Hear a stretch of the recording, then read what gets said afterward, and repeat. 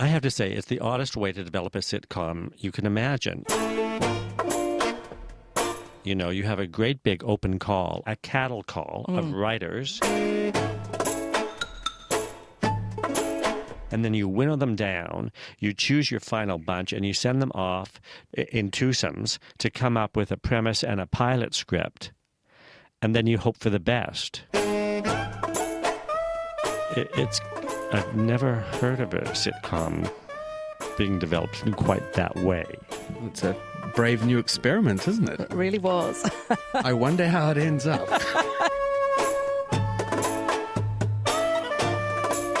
How did it end up? Oh, I know, really badly. Hi, I'm Geoff Outman, and I was part of that brave new experiment. An experiment that eventually ended up creating the worst sitcom ever made, Melody Rules. That sitcom is a failure I've struggled with ever since the show was put on TV for all of New Zealand to see 25 years ago. So now, I'm piecing it together, bit by painful bit, to see if I can identify the reasons it all went wrong. Because, to be honest, over the years, I've been dogged by the idea that perhaps it was, maybe, a little bit entirely, my fault. In the last episode, we heard about the brutal and cutthroat way in which I and the other surviving writers were chosen. Well, once we had made it through the sitcom writing version of The Hunger Games, 10 people, 5 teams of 2, remained. Each team then developed our own sitcom premise, with one of those premises ultimately being crowned the next great New Zealand sitcom. First off, Team 1, the 2 Daves, Dave Horn and Dave Geary. Me and Dave Horn were working on one called Homeground. That was set in a cafe, you know, different characters. Solo dad, runs a cafe, stroppy daughter. Yeah. And we were pretty adamant as well to set this in Wellington, because Wellington's cafe culture is far better than Auckland's, at least at the time that we were writing. I'm not sure, you know, again, what it was like now, but there was a real community feel to it. Team 2, Laurie Dungy and Jim McClarty. It was called Chalk and Cheese. It was about a Pakeha guy and a Maori woman who were married. And so it was their domestic life. And she had all these relatives up north, and they'd be constantly coming in and visiting. And he was this, like, single white Pakeha guy who was like an only child. And so for him, it was just like, what the? Team 3 was Catherine Burnett and Dominic Shaheen. Ours was Citizen Jane. The premise was a famous somebody had been in prison, got out of prison. And then she has to do like 1,000 hours of community service, so she does it in a police station. Team 4, me and my writing partner Mihira, and I had absolutely no recollection of what our idea actually was. Do you remember what the project that we had was? Ours was actually called Stag at Bay, about a little, New Zealand seaside town. And I can remember it had a post office pub. And one side, the woman who ran it used to come over and have a different name. And then when she was doing the pub, she would come over to that counter and have a different name as well. That's what I remember the most. I would have loved to watch that. Me too. And finally, the creators of the original Melody Rules, Matt Donaldson and Kate Ward-Smythe. Their pilot was called Flat Out.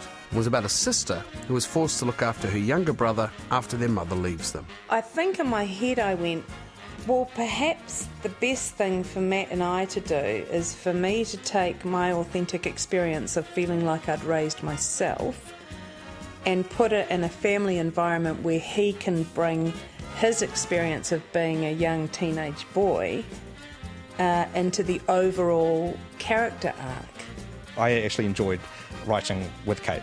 There were some conflicts going on, but it was adults-only material. So you and Kate were battling each other and whipping out this very adult sitcom. Yeah. And it was good because I was a kid and she had more adult experience than I did, but I'd seen more life of this particular idea because it was right in front of me. After polishing our pilot scripts over a 2-week period, we handed them in and waited. But in the interim, 2 things happened that would change my life forever. Even though I felt like I'm so privileged to be in this group of people, and here I am, oh my gosh, I'm so excited I can hardly breathe. Kate Ward-Smythe. There was a little voice inside me going, this feels wrong, the process feels wrong, it doesn't feel like we're writing about what it is to be a New Zealander. You know, I was having a little bit of conflict with Kate. Kate's writing partner, Matt Donaldson, who was just 17 at the time. I was feeling out of my depth as a kid and amongst adults because it had suddenly gone from fun and creative to The politics. to business and politics. And you'd have no experience in that at all. The idea which I was told was great, and we want it from you. Basically, I felt the pressure come down and I was like, oh man, I'm out. This is what you're doing to what I felt ownership of. I was just like, I want to do things my way. That's my story.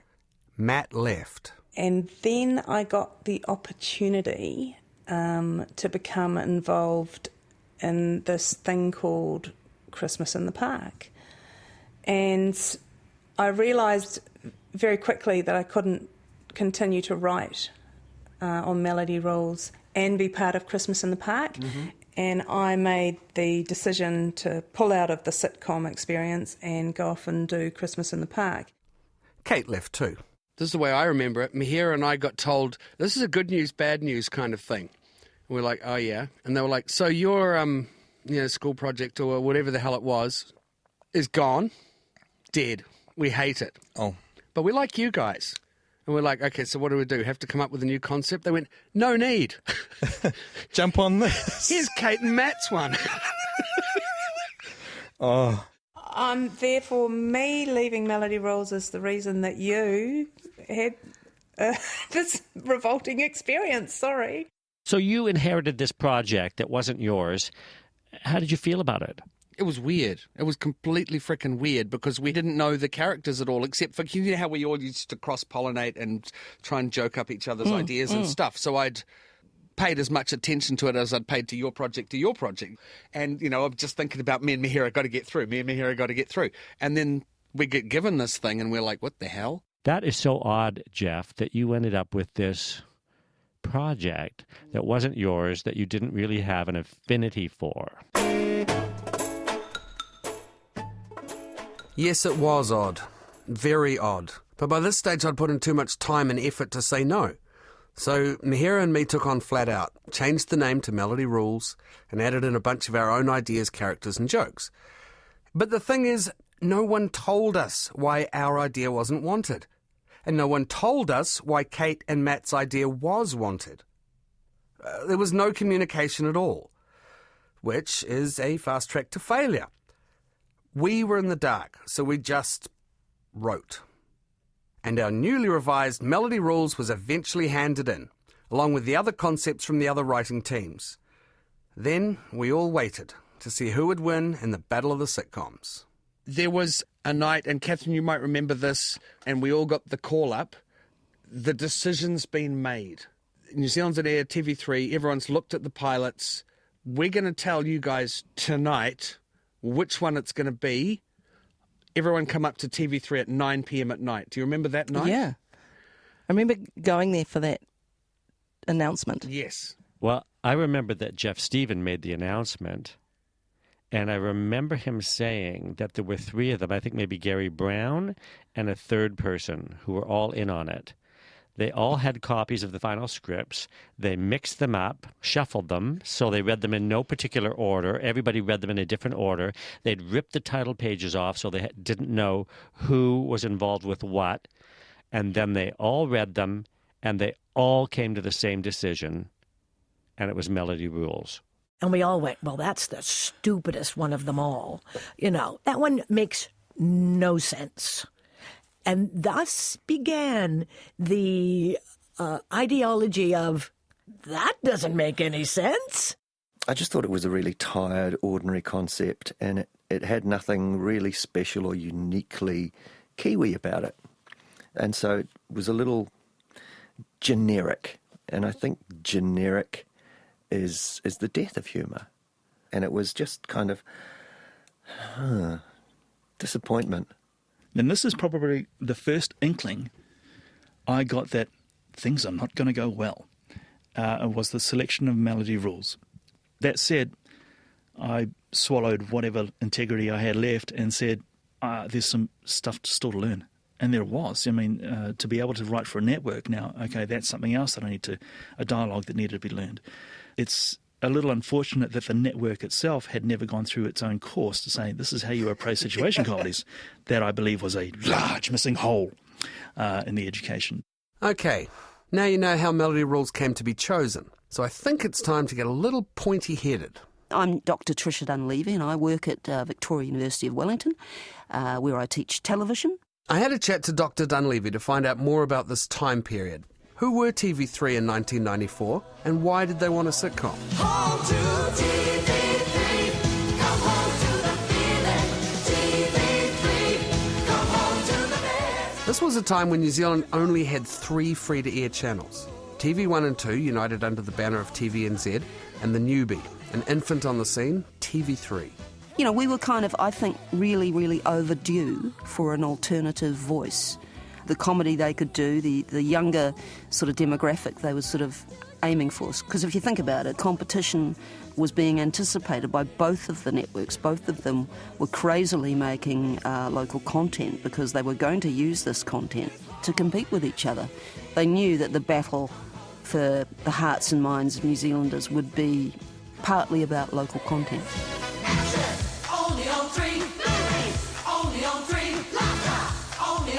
So, obviously, TV3 was taking, I think, a bit of a risk. Maybe it underestimated how big a risk it was, but really, TV3 was on the rise at this point. You know, it was actually in a good space. It had been through some trouble, but by 1994, I think that TV3 were in a position to take a few risks, and they clearly did with Melody Rules. Come home to the feeling, only on 3, TV3.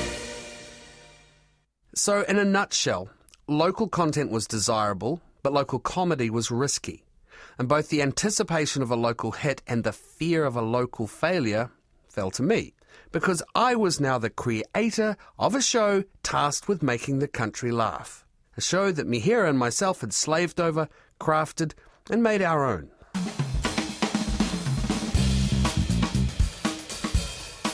Melody Rules, not your idea, but your baby that you've raised, adopted and raised, or should be dumped on your doorstep and you raised. A cuckoo, let's say. Yeah, yes. Yep. And so you've raised this thing, and then they retooled it. My memory is that at some point they decided they wanted a show geared towards 14-year-olds. But my memory is that we didn't find that out till well after we'd been working on it for like a really long time. What? We're writing a kids show. I mean, and ironically, there you go. None of us had kids. None of us. We were all these writers. No one actually... Oh, no, sorry. Mihira, she had 2 boys. That was it. She was the only one that had kids. It's just started off as me going into this situation comedy workshop saying, at the end of this, we're going to be writing a prime-time, adult, 20s, 30s character situation comedy that's going to rock New Zealand's world. And what they picked was a 3:30, 4:30 children's show that was going to be moved into a primetime show with a new TV network that is going to be careful of its baby. And I thought, yeah. They got a significant amount, like a record amount of money from New Zealand on air, and they had massive commercial expectations on them. The pressure of like, we've got to get the most bang for our buck. We've got to get ratings, and adults only, by its nature, excludes children and household shoppers with kids. Were you ever given a target demographic? Everyone was our target demographic. And exactly, that was the problem. It was so bland. It was so, let's please everybody and end up pleasing nobody. Well, yeah, it was the ultimate shotgun. Is there not a fantastic saying, chase 2 mowers, catch none? Well, now is probably a good time to give you an idea of what Melody Rules was actually about and who the characters actually were. First off, Melody Robbins, the eldest sibling of 3. She's left to look after her younger sister and younger brother after their mother leaves them to go on an archaeological dig. Just my luck, this will be Mum saying she can't come home ever. Hello. Mum! You found what? Opportunity of a lifetime. Mum, I haven't had any of a lifetime yet. Melody is the responsible one, the one who makes sure everything is done, and the one who worries a lot. Be careful at the concert. Make sure you know where the fire exits are, Zoe, and don't stand too close to the speakers. And leave a trail of breadcrumbs all the way home. Sibling number 2, Zoe. She's sarcastic, sassy, and always grumpy. A fake ID. Zoe, you are pushing your luck. You should know I'm thinking of grounding you. Oh, thinking. That's a first for you, Mel. Then the baby of the Robbins family, Geoff, who is basically never seen without his best mate Crayfish. Their characters are, well, they're just teenage boys. Oh, Mel, we had the most A1 day. Guess what happened? Dunn here did a bomb in the school swimming heats and absolutely soaked everyone. There was a wasp in my togs. Anyway, I've got detention for 2 months. Then Dummer collapsed the shade tarpaulin into the pool. Detention for a month. And this is good news? A reckless disregard for public safety got us an invitation to the Gold Brigade. Then there's Melody's best friend, the morally ambiguous party girl, Fiona. Mel? Ready for the great escape? Fiona, you're early. Yes, well, I had to bring my holiday washing over. That machine's not working You again. haven't used that machine since I moved out. Well, the salesman assured me it was fully automatic. Yes, but you can't just put the washing in. You also have to turn it on. And finally, the next-door neighbour, Neville. Always popping in to borrow something, he was the only one gifted a catchphrase. You decent? You decent? I bring you good tidings. Kids, come down here. Your mum just rung and said that you sounded a bit upset when she called before, so she's come up with the obvious solution. She's going to come home anyway. Oh, Mum's coming back? No, better than that. She's asked me to move in and look after you kids until she comes back. What did you say, Neville? No worries, Mrs. R. So those were the pieces we had to play with. But, well, to be honest, when it came down to it, we really didn't know how to play with them. In terms of writers taking responsibility, it would have been great if we had the power to argue, to fight for what we believed in. Sadly, we had a few bricks taken out of us from the producer. So Ross had some certain things that I viewed as being that put the brakes on in terms of exploring what we could do with the show. And Ross was such a lovely guy. Everybody loved Ross. And nobody wanted to let Ross down. Ross was the Franklin Delano Roosevelt of television.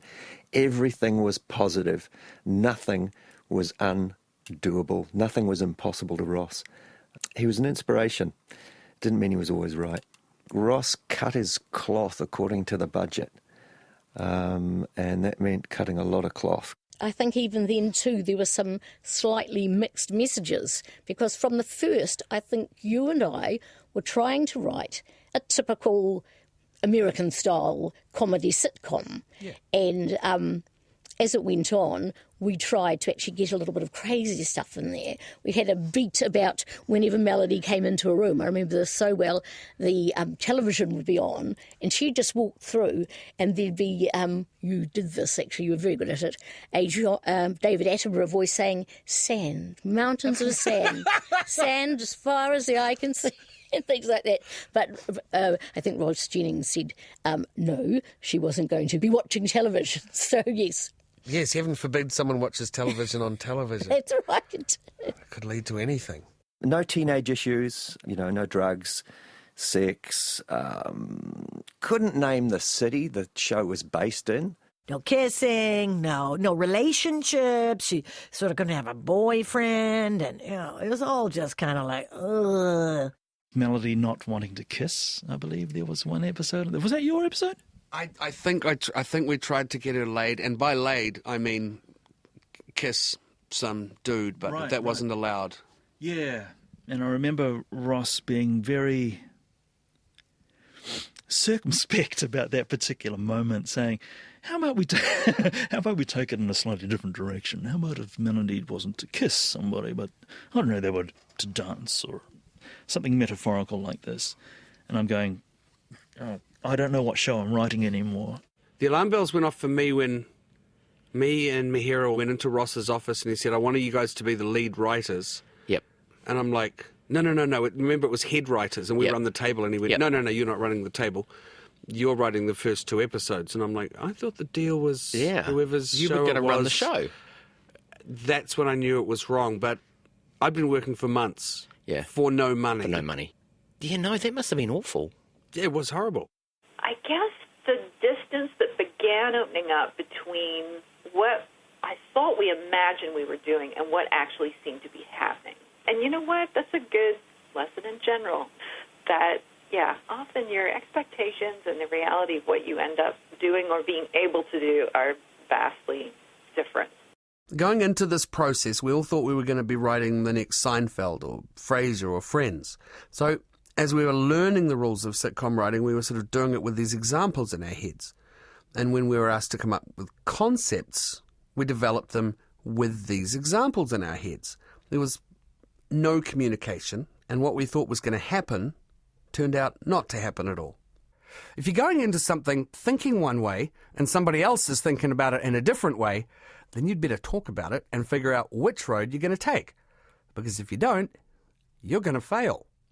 Every time we picked up the ball and started to run with it, the goalposts shifted. We developed concepts that, unbeknownst to us, weren't what the broadcaster wanted. What we thought was going to be a smart sitcom was turned into a kids' show. And once my concept had been chosen, I found out I wasn't going to even be running the writers' table. This lack of communication set us up for failure. It left a table of writers floundering, even though we just kept picking ourselves up and telling ourselves that we'd just do the best with what we had. But what we had morphed so much that everyone was confused.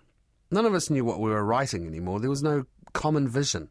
But despite this, there was one small bonus that I did get out of the process. One very small, you could even say miserly, silver lining cut from the producer's cloth. I found out that there's this thing called a creator's fee that is paid to the person who created the work every episode, even if they don't write a single word of the scripts. So by this time I was out of Melody Rolls, and I rang up Ross Jennings and said, "Hi, it's Kate Wood-Smythe here. So you may remember me. I was part of the sitcom process. You chose Melody Rules. That's great. Thank you very much. Matt and I came up with that premise. So where's my creator's fee per episode?" And he went, "Oh, yes, fair call, Kate." There's actually ended up being 4 creators. So there's $135 per episode for the creator. So if you could send me an invoice for 135 times 13 divided by 4 plus GST, that'd be great. So I wish I had saved that invoice book.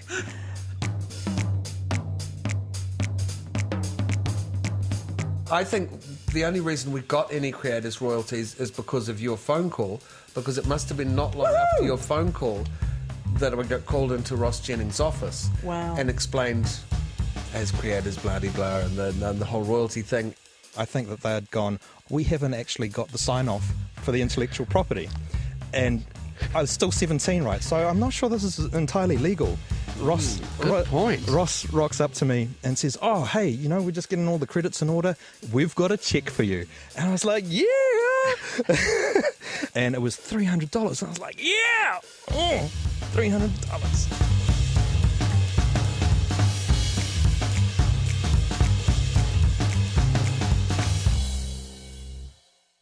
On the next episode of the Worst Sitcom Ever Made, The Lucky Actors.